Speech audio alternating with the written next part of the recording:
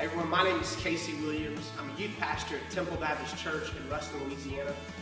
My wife's name is Kate, and we've been married for about 4 years now. Before we were ever even married, God had put a desire on our hearts to take care of those who were unloved and that didn't have families, for the orphans and the widows and just all those that are hurting in the world. There are over 143 million orphans in the world. 143 million. So one of the things that God put on our hearts, the calling that God put on our hearts is that whenever we were to start our family, we were going to adopt. So this past July, Kate and I started filling out some papers for our government to start the process of adoption. So as we started to research, one of those things and one of the places that God started to draw on our hearts was the country of Ukraine. In Ukraine, there are over 100,000 orphans. And in that orphanage program, 16-year-olds are cut off. It's at that point that those children are left out to go and live for themselves and work for themselves and find their ways to make their lives work. So one of the things that Kate and I prayed about and sought after was adopting an orphan from Ukraine. Well, in the Ukraine, 70% of those orphans at the age of 16 leave out of the orphanage and they enter into some sort of crime or sex trafficking or prostitution just so that they can make a sandwich or have a home or be comforted or loved. So one of the things that God has opened the door for us and the passion for us and the desire for us is not only to adopt an orphan, but to reach out over the seas to another country, into a dark and hopeless generation of children who have no mom, who have no dad, who have no hope, who have no compassion, who have no mercy.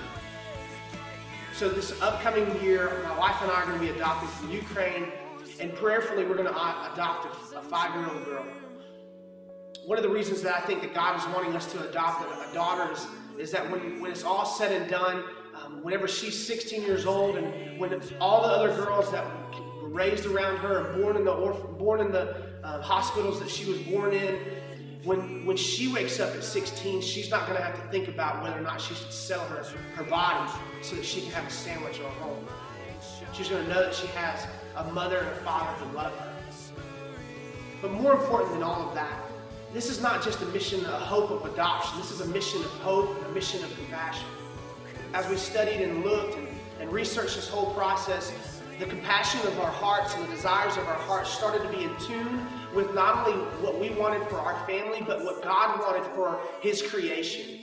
And so one of the things that we're hoping to do through our adoption process, through raising the money, through filling out the papers and doing all the tests and getting all the blood tests done and going through this long, drawn-out process, an expensive process, what we're hoping to show is that not only did your mom and dad love you so much that we gave everything that we could at the time to come and get you, to rescue you out of that orphanage. More beautiful than that, the greatest sermon I will ever preach in my life is to my daughter or my son or however many that God allows us to adopt, that God, even more so than your mom and dad, God loved you so much that He gave His Son, Jesus Christ. It cost more than we could pay. It hurt more than we hurt. And He had more love and more compassion, more hope for her. And the greatest sermon we could ever preach in our life is not just to tell them the gospel, but to show them. And so our hope for you is to support our ministry, to support the mission of hope, the mission of compassion, but most of all, the mission of the gospel.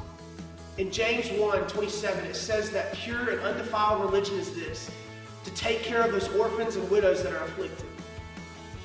You see, it's not just a decision for us to adopt a child. It's a calling of the gospel. And so we hope that you will just endure with us, pray for us, and help support the opportunity for this orphan to be able to come into a loving family.